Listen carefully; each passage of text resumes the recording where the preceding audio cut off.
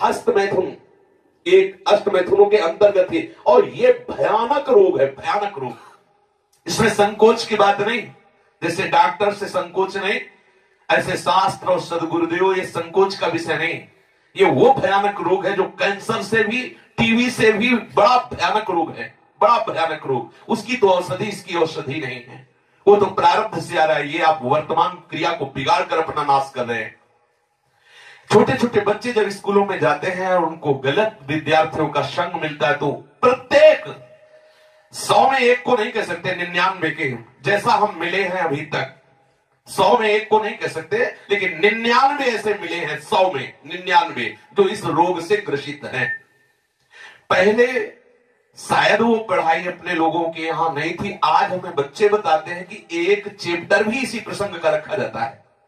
किसी विद्यार्थी जीवन से आए हुए साधु वेश में अपने उपासक ने बताया कि हम लोगों को शिक्षा दी जाती है कि जैसे खून निकल जाता है तो नया खून और बलवर्धक बनता है, ऐसे ही इस ब्रह्मचर्य का नाश करना अति आवश्यक है, क्योंकि वो हटेगा तो समस्त मांसपेशियों में नई शक्ति जागृत होगी। बोलो कितनी बड़ी हानि की बात, कितने बहुत बड़े दोष की बात है। छोटे छोटे बालकों की जिनकी किसी भी तरह से ब्रह्मचर्य नष्ट करने की अवस्था नहीं हुई, वो अपने ब्रह्मचर्य का संहार कर रहे हैं केवल केवल मनोरंजन के लिए। प्लेग, इन्फ्लुएंजा, ये रोग इतने बड़े महामारी नहीं जितना महामारी ये रोग है, जिसे बच्चे और बच्चियां खिलवाड़ समझ रहे, मनोरंजन समझ रहे, ये करना आवश्यक ही है ऐसा समझ रहे, सुविधाएं दी जा रही, कहा जाता खेलो हंसो, मार दिया। अभी किसी योग्य नहीं हो पाए और उनको सारी योग्यता नाश करने की शिक्षा दे दी गई और नष्ट हो गए। ना वो गृहस्थी लायक रह गए, न विरक्ति लायक रह गए। ये जो हस्तमैथुन जनित महारोग से, भयानक रोग से ग्रसित साधक जो भी मनुष्य, जो भी बच्चे हैं, सावधानी, बिल्कुल अपनी मृत्यु का वर्ण कर रहे हैं। और हम ये पक्की बात कर रहे हैं 100 में 99 इस दोष से ग्रसित हैं। 100 में 99, 98 नहीं 99। और हम जब उनसे पूछते हैं तो पता चलता है ये केवल स्कूल में ही पूरी ट्रेनिंग हो जाती है। आपस में 4 बच्चे बैठकर ऐसे गंदे आचरण से युक्त हो जाते हैं जो जीवन में इससे निकल पाना बड़ा कठिन है। नाना प्रकार की, गंगा की कसम, यमुना की कसम, भगवान की कसम, गुरु की कसम, सब कसम एक तरफ, खाने के बाद 1 मिनट बाद जहां वो अपने स्वरूप में कामाग्नि जागृत हुई नष्ट हो जाता है साधक। ये जो हस्त क्रिया के द्वारा अपनी वीर शक्ति का नाश कर रहे हैं, बिल्कुल समझ ले ये अनिष्टकारी चेष्टा पहली बात अगला जन्म तुम्हें मनुष्य का नहीं होने देगी, क्योंकि तुम इतना भयानक अपराध कर रहे हो। हर वीर शक्ति में वो जीवाणु है जिससे मनुष्य का जन्म होता है। आप उसको किस तरह से नष्ट कर रहे हैं, पहला महापाप तुम कर रहे हो। दूसरी बात, जैसे किसी लकड़ी में घुन लग जाता है, अंदर अंदर उसे खाली कर देता है, ऐसे ही ये क्रिया हर साधक को, हर बच्चे को, हर मनुष्य को जर्जर कर देती है, उत्साहहीन कर देती है, निकृष्ट भावना से युक्त कर देती है। कोई भी इस हस्त क्रिया को यदि स्वीकार किए हैं तो उसका फल देख ले, बिना प्रयास के वो वीरहीन होता रहेगा। कसम खाइए कि मैं जीवन में कभी हस्तमैथुन नहीं करूंगा। श्री जी को साक्षी करके इसका निर्वाह कीजिए, विश्वास कर लीजिए आपकी परमार्थिक या व्यवहारिक जो भी उन्नति सबके नाश का प्रधान कारण है। आप ऐसे कारण को स्वयं कर रहे हैं। गृहस्थी धर्म में तो जब संयोग होगा तब होगा, आप इसमें प्रतिपल मर रहे हैं, प्रतिपल। और ये आपको इतना कमजोर, इतना परास्त कर देगा, आप भगवत मार्ग में चल नहीं सकते। आप इसे निश्चय करें, इसी क्षण निश्चय करें कि मैं कभी भी हस्त क्रिया के, तो कोई भी साधक, स्त्री या पुरुष, कोई भी साधक किसी भी प्रक्रिया के द्वारा हम ऐसा, जब तक गृहस्थ धर्म से युक्त होकर हम भगवत पूजा की भावना से संतानोत्पत्ति वाली क्रिया, वो अलग चीज, अपनी किसी चेष्टा के द्वारा हम ऐसा नहीं करेंगे। जो ऐसा करते हैं उनकी समस्त इंद्रियां दुर्बल होती जाती हैं, एक एक नस से उनकी शक्ति का ह्रास होता जाता है और उनके मुंह में पीलापन, सिकुड़न बिना वृद्धावस्था के से दिखाई देने लगती है। नस में दौर्बल्य, बार बार स्वप्न दोष, नाना प्रकार के गंदे संकल्प, नाना प्रकार की जलन उनके हृदय में प्रकाशित हो जाती है और वीर शक्ति इतनी द्रवित हो जाती है कि उनको पता ही नहीं लगता कब स्खलित हो गई। इसलिए साधक सावधान, ऐसी गलती बिल्कुल न करे, बिल्कुल न करे, क्योंकि शरीर के भीतर एक मनोवाह नाम की एक नाड़ी है। इस नाड़ी के साथ संपूर्ण नाड़ियों का संबंध है। जे भी आप कामासक्त होकर के इस क्रिया को करते हैं, संपूर्ण आपके शरीर की नस नाड़ियां कांप जाती हैं। शरीर से लेकर, मतलब सिर से लेकर पैर तक संपूर्ण यंत्र, छोटी मोटी सब नाड़ियां कंपायमान हो जाती हैं। फिर उस रक्त से मंथन करके फिर जो निकलता है उसे वीर्य कहते हैं। कितना बड़ा नाश कर रहे हैं आप। इस धातु से दौर्बल्य, प्रमेह, स्वप्न में, मधुमेह, बड़े कठिन कठिन रोग घेर लेते हैं। पक्षघात, ग्रंथिवात, संधिवात, अपस्मार, मिर्गी, पागलपन, भीषण भीषण पीड़ाएं शरीर में, न जाने कितने निंदनीय रोग इस क्रिया के द्वारा होने लगते हैं। इसलिए प्रत्येक उपासक को, चाहे वो गृहस्थ मार्ग का हो या विरक्त मार्ग का हो, बिल्कुल ऐसी क्रिया ना करें। जब कोई हस्त क्रिया करता है तो उसके सीधे कलेजे पर धक्का लगता है। जब क्रिया करता है तो संपूर्ण नाड़ियों में हलचल और हृदय पर धक्का लगता है, जिससे उसका दिल कमजोर होने लगता है।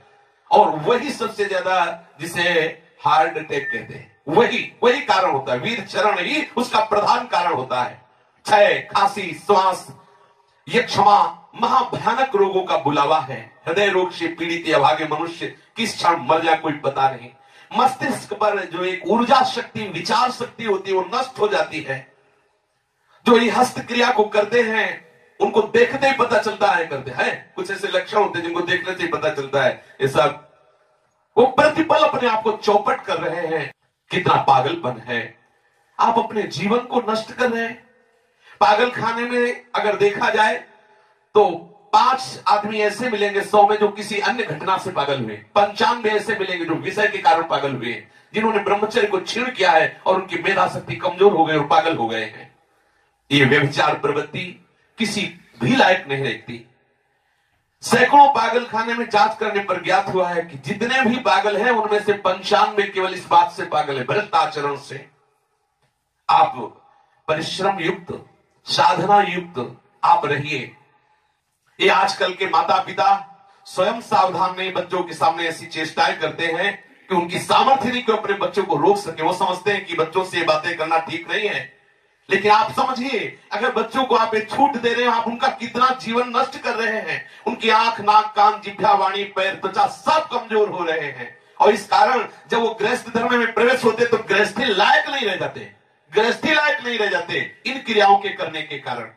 माता पिता को, सदगुरु को चाहिए, उपदेशक को, कि अपने आसपास इस बात को कहे कि वो कभी ऐसी गंदी चेष्टाएं ना करें। सदगृहस्थी में जानते को पहले आचार्य परंपरा थी, सब जाकर गुरुकुल में रहते थे, ब्रह्मचर्य रहते थे। फिर जिनको गृहस्थ में जाना होता वो गृहस्थ में जाते, जिनको नैष्ठिक ब्रह्मचर्य का व्रत लेना होता वो वैरागी होते। दोनों महान पुरुष बनते। वो गृहस्थी में जाकर धर्म पूर्वक चलते हुए पुनः वैराग्य को धारण करता और विरक्ति में जाकर वो महापुरुष बन जाता। दुर्बल चित्त इतना हो जाता है कि ना वो धर्म स्थान देखता है, न तीर्थ स्थान देखता है, न मंगल तिथि देखता है, न मंगलवार देखता है। बस अपनी वासनाओं का खेल खेलता रहता है। हजारों प्रतिज्ञाएं, हजारों धर्म चेष्टाएं सब व्यर्थ करने वाला ये महान दोष हस्त क्रिया, व्यभिचार प्रवृत्ति, इस पर अंकुश कीजिए, इसको आनंद मत मानिए। ये जो हस्त क्रिया के द्वारा शक्ति का नाश करते हैं, ये प्रतिक्षण काम से युक्त रहते हैं। इनके हृदय में वही चिंतन चलता रहता है। बालक अवस्था से लेकर के यौवन अवस्था तक देखिए आप, इनकी आंखों में देखिए, न तेज होगा न इनकी गंभीरता होगी, बहुत चंचलता, निस्तेज आंखें होगी, चेहरा पीला पड़, जब देखो तो ऐसा लगता है कि शर्मिंदा हो रहे हैं, मुंह छिपा रहे हैं, ऐसा लगेगा। पहला लक्षण है। दूसरा, कुछ इतने निठल्ले, ऐसे दिखावटी स्वभाव के, ऐंठ में, अकड़ में, गर्मी में रहते, ये वीर शक्ति के नाश का लक्षण है। गंभीरता नहीं, शांति नहीं, उदारता नहीं, धैर्य नहीं है, वो अपने को बड़ा दिखाना चाहते, ये सब उसके नाश के लक्षण हैं। जिनका चेहरा आनंद में, देखते ही हृदय में आकर्षण, ये ब्रह्मचर्य का लक्षण है। चेहरा देखो तो उजड़ा हुआ दिखाई देता है, लगता है बिना रोते हुए भी रो रहे हैं। वो सब सिकुड़ गया चेहरा ऐसा, जैसे किसी घर में आग लगा दो, इसके बाद दर्शन करो तो कैसा लगता है, वो ऐसे ही उसका चेहरा होता है जिसने अपने जीवन से खिलवाड़ किया है। जो स्वभाव से ही रुक्ष, चिड़चिड़ा, क्रोधी, बात बात पे एकदम रूखा, चेहरा पीला पड़ रहा, फीका पड़, वो चेहरा पीला प्रेम का नहीं, वो चेहरा प्रेम में पीला पड़, प्रेम में नहीं, यहाँ काम की बात हो रही है। मुख पिया आई फिर गई, बदल गए तन रंग, ये प्रेम का लक्षण नहीं, ये काम के लक्षण की यहाँ बात हो रही। वो मुर्दा की तरह निस्तेज, खिन्न छिन्न ऐसे ही घूमता रहता, कोई लक्ष्य नहीं, कोई उद्देश्य नहीं, बात बात में आलस्य, बात बात में गुस्सा। जो गालों में बिना कोई गुलाबी कुछ लगाए जो गुलाबी दिखाई देती है वो ब्रह्मचर्य की होती है, और जिनके ब्रह्मचर्य क्षीण हो जाते हैं, झाई पड़ जाती है। देखो देखने में तो लगता है क्योंकि बोले कितने को, बोले 18 के, 18 में तो उसकी दुर्गति हो रही, तो 28 और 48 में क्या होगा। जो काले दाग चेहरे में पड़ने लगते हैं, आंखें धसी नजर आती हैं, गाल पीले नजर आते हैं, नाक के आसपास काले काले दाग यहां ऐसे प्रकट हो जाते हैं, ये सब लक्षण हैं जो उन्होंने अपनी शक्ति का नाश कर दिया। सावधानी के द्वारा इस जीवन को आप बर्बाद ना करें। जो 12 वर्ष की अवस्था के बाद से शुरू क्रिया कर, 12 वर्ष है, कितने से बच्चे हैं, कितने चलना मुश्किल हो गया, चलना मुश्किल, तब कसम खवानी पड़ी। वो तो लक्षण पता है ना, तो कसम कि तुम्हें, हमारी कसम, यदि हमें आप तनिक भी मानते हो, संत मानते हो, गुरु मानते हो, कसम खाओ आज के बाद ऐसा, तब उनमें चलने की सामर्थ्य आ रही। बच्चे हैं, खिलवाड़ हो गया, उनके लिए खिलवाड़ हो गया और अपने जीवन को नष्ट कर दिया। अभी 14, 13, 15, 18 ये अवस्था है। जो लोग ये कहते हैं ना कि खेलने खाने की अवस्था, वो थोड़ा सुन लें कि कौन सा खेल खेल रहे हो, क्या खा रहे हैं। ये खेलने खाने की अवस्था है। अरे ये वो अवस्था है जिसमें जो चाहो तुम बन सकते हो। जो इस वीर शक्ति का नाश करते हो, बिना बुढ़ापे के सारे लक्षण बुढ़ापे के उनमें होते हैं। कमर में दर्द है, चला नहीं जा रहा है, थोड़ी चढ़ाई में हांफने लगे। अब अवस्था कितनी, बोले 18 की। इस अवस्था में तो मतलब दिशाएं भी कांपे, वो अवस्था है। अब तो दिखाई नहीं देता कोई जवाल।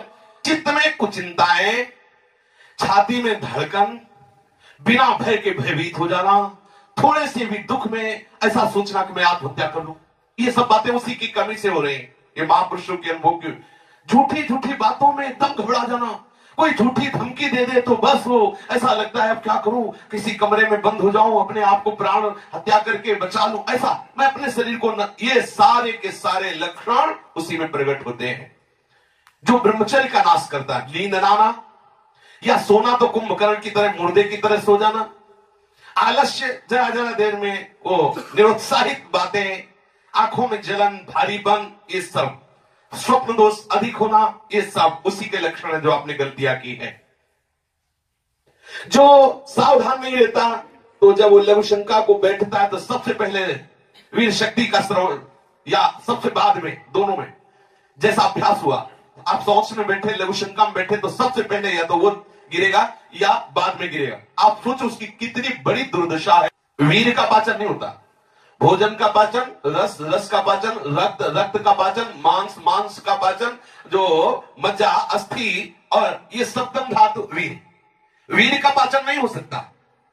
इसका पाचन ओज के रूप में होता है, तेज के रूप में होता है, महान शक्ति के रूप में होता है। जो संयम से चलता है, भगवत आराधन में चलता है, उसका एक अलग ही स्वरूप होता है। उसमें एक अलग उत्साह, अलग तेज, अलग ओज चमकता रहता है। सावधानी से, चाहे स्त्री साधक हो चाहे पुरुष साधक हो, दोनों को रक्षा करनी चाहिए। खिलवाड़ ना समझो। ये सप्तम धातु बनने में, एक बार के बनने में 30 दिन 4 घंटे लगते हैं। 30 दिन 4 घंटे लगते हैं। जब बहुत सुंदर भोजन सात्विक किया जाता है तो एक बार में संतानोत्पत्ति करने की जो सामर्थ्य वीर शक्ति में है, वो 30 दिन 4 घंटे में तैयार होती है। शास्त्रीय पद्धति के अनुसार, शास्त्र सिद्धांत के अनुसार साधक सावधान रहे, इसे तमाशा न बनावे, इसे मनोरंजन न बनावे, इसे खिलवाड़ न समझे कि कोई देख नहीं रहा। आप जिस कार्य के लिए मनुष्य जन्म धारण किए, चाहे गृहस्थ हो चाहे विरक्त, उसके लिए अति अनिवार्य है आपको ब्रह्मचर्य रहना। ये जो हस्त प्रयास के द्वारा ब्रह्मचर्य का नाश करते रहते हैं, इनको बहुत सावधान हो जाना चाहिए। एक बार ब्रह्मचर्य नष्ट होने में 1.5 तोला सप्तम धातु नष्ट होती है, जो 30 दिन 4 घंटे में तैयार होती है। आप विचार कीजिए, 30 दिन 4 घंटे शरीर की नस नाड़ियों ने जो कमाया, उस सप्तम धातु को आप कितने मिनट में नष्ट कर रहे हैं? कितने बार 30 दिन 4 घंटे में एक बार कमाई हुई वस्तु को कितने बार नष्ट कर रहे हैं? आपकी क्या परिणाम दशा होगी, आप खुद विचार कर लीजिए। कठोर परिश्रम से 30 दिन 4 घंटे में तैयार होने वाली 1.5 तोला अमूल्य वस्तु जो भगवत स्वरूप है, आप उसे कहां बहा रहे हैं? कितनी मूर्खता कर रहे हैं आप। इसको सुनने में, बोलने में संकोच लग रहा होगा। घोर पतन का रास्ता अंदर ही अंदर मन को आप दे रहे हैं। इसे मूर्ख नहीं कहा जाएगा और क्या कहा जाएगा? जो इतनी कीमती वस्तु को केवल मनोरंजन के लिए बर्बाद करे, तन मन धन श्वास सबका नाश करने वाला। जैसे फूलों का इत्र, ऐसे ही संपूर्ण मनुष्य का सार ब्रह्मचर्य। एक एक रुपया आप जैसे बहुत कंजूसी से समेट के रखे, फिर कोई चुराने आवे तो आप दे देंगे क्या? ऐसे ही यदि आप ब्रह्मचर्य पर दृष्टि रखेंगे तो आपसे पापाचरण हो ही नहीं सकता। आपको जलन हो जाएगी कि हम कितना जल के कैसे सदाचार से चल रहे हैं, और ये आकर्षण हमें कैसे ब्रह्मचर्य को नष्ट कर सकते। वो भागेगा, हर स्थिति से भागेगा। वो अपने ब्रह्मचर्य को सच्ची मानिए, ब्रह्मचर्य में ही सामर्थ्य है हर द्वंद्व सहने की, हर द्वंद्व सहने की। जितने भी साधकों की या मनुष्यों की जो दुर्दशा है शास्त्र विरुद्ध आचरणों से, उसका कारण ब्रह्मचर्य का नाश।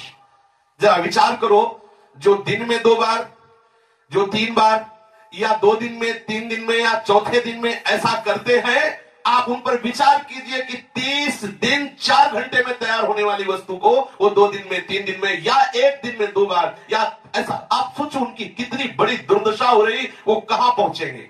आज कसम खा लो, बार बार कह रहे हैं, और ये हम दूसरों के लिए नहीं कह रहे, अपने लोगों के लिए कह रहे हैं, अपने लिए कह रहे हैं। अपने लोगों को कसम खा लेनी है, हम भूल कर कभी हस्तक्रिया के द्वारा अपने ब्रह्मचर्य का नाश नहीं करेंगे।